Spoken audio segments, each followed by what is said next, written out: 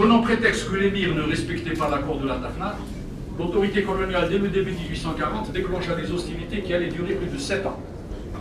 Le Ouarsenis et la région de Tiret allaient offrir à l'émir des lieux pour une résistance grandiose. Mais le déséquilibre des armes était au profit de l'armée coloniale. Les villes de l'émir tombèrent les unes après les autres. Tlemcen, Saïda, puis la capitale de l'émir Takdemt le 25 mai 1840. Voyant l'arrivée de la colonne française forte de 14 000 fantassins et 2 000 cavaliers, commandés par le général Bugeaud et le duc d'Orléans, l'émir décida de se retirer de la ville en emportant ce qui pouvait l'être et en détruisant par le feu le reste. Se repliant au sud, il y créa sa capitale nomade, la Smala, plus adaptée à la guerre de mouvement, tantôt dans l'Ouarsenis, tantôt dans les hautes plaines. L'émir était insaisissable. Pour briser ces mouvements, l'autorité coloniale, pour ceinturer la région, procédait à la construction des places fortes, à Bimoussa au nord-ouest.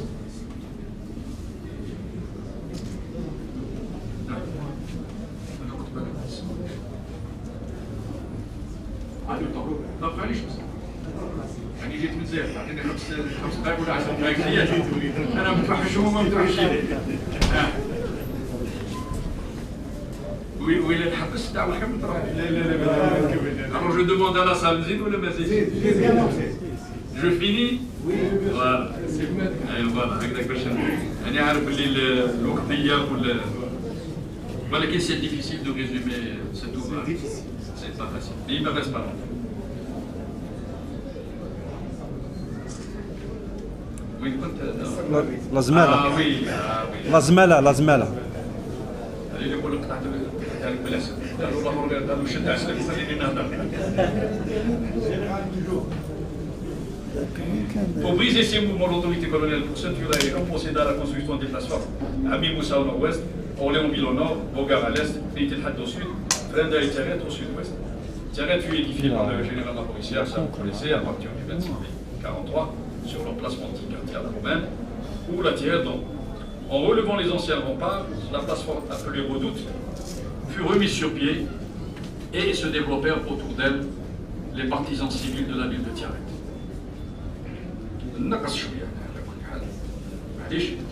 Je ne reviens pas un peu sur toutes les résistances qui ont eu lieu pendant cette période-là.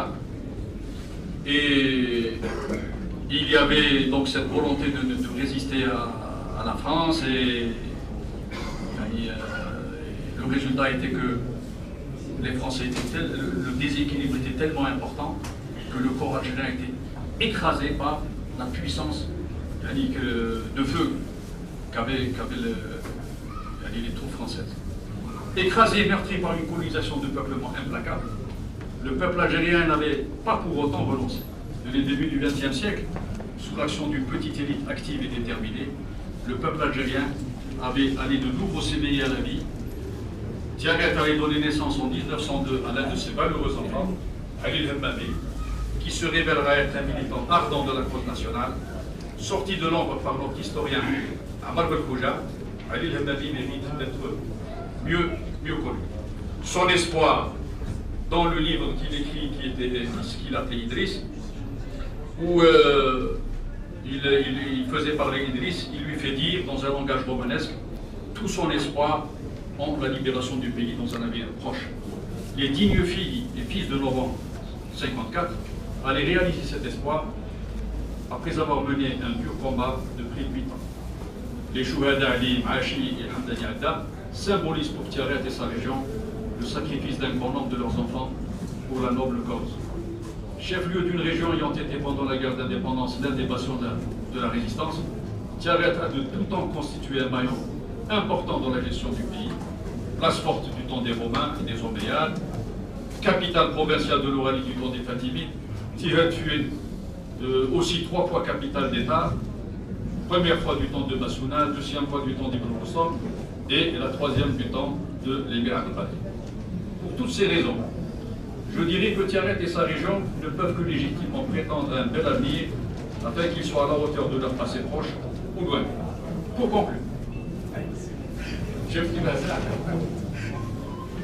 conclure, il me paraît utile de relever une possible ambiguïté. Car de ce que j'ai dit tout au long de cette conférence, il y a de fortes chances que certains d'entre vous se demandent pourquoi avoir choisi pour mon livre le titre Les Meknès al-Boursonnis, alors que j'ai surtout parlé de Tiaret et de sa région. Les raisons pouvant expliquer ce choix sont les suivantes.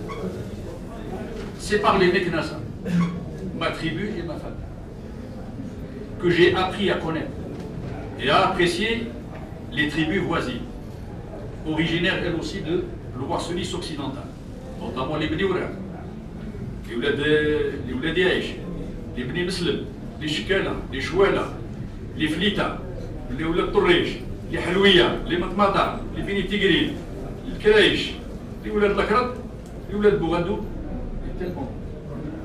C'est par ma tribu que je suis parti aussi à la rencontre des tribus qui se sont implantées ou qui n'ont fait que passer par le Sersou et par les steppes plus au sud. Les Beloumi, les Lemaya, les Bni Abdelouer, les Toujin, les Brila, les Bni Brin, les Houara, les Bni Efren, les Gouessen et d'autres. C'est par ma tribu que j'ai appris à connaître, au-delà de ma région, les Bni Snous, les Hachem, les Oulhassa, les Qawmiya de l'Orani, les Bni Smir et les Oulad Sijichir de l'Arnassarien, les Hadjoud et les Ben Zradeh de l'Algérois, les Iflissens du Djurjua, les Ketama du Constantinois, les Djirawa et les Aurabad d'Ores, les Acha, les Shahanba et les Bni Mzab du Sud, ainsi que les Touaregs du Tassilinajar et du Oga. C'est aussi par ma tribu que j'ai appris qu'il fallait préserver à la fois notre amazirité, symbole de notre passé millénaire, et notre arabité, symbole de notre attachement à l'islam, message qui nous a été transmis par les Omeyyades et dont la langue s'est enracinée dans notre pays par l'intermédiaire des tribus arabes venues d'Égypte et qui se sont progressivement fondues dans notre peuple, tels les Ta'aliba, les Riyah, les Orba, les Bni Souley et les Beno Hillel, sans oublier les Arabes venus d'Irak qui se sont mêlés aux habitants de Tihert, enrichissant ainsi de leur savoir et de leur expérience le royaume d'Ibn Rustam, à tel point que Tihert fut surnommé à cette époque la Bagdad du Maghreb. Pays de tribus entremêlées depuis de nombreux siècles, par leur courage et leur détermination dans le combat pour l'existence, elles ont fait de la Libye d'Algérie une nation qui de haute lutte a repris en cette année 62 toute sa place parmi les autres nations. Ce sont en effet toutes ces tribus qui ont constitué le socle de notre pays et qui ont forgé au cours des siècles son unité, de même qu'elles ont fortement contribué à poser les fondations pour la construction du Maghreb et ont renforcé nos liens avec les pays arabes musulmans. Si aujourd'hui l'Algérie va à la découverte de son passé, c'est pour mieux maîtriser son présent et son avenir. En revisitant le passé de la ville de Tiaret et de sa région, nous ne faisons qu'apporter notre contribution à cette œuvre d'intérêt national parce que nos aïeux avant-hier et nos parents hier ont participé pleinement à cette aventure grandiose du peuple algérien au cours de son histoire. Merci de m'avoir écouté.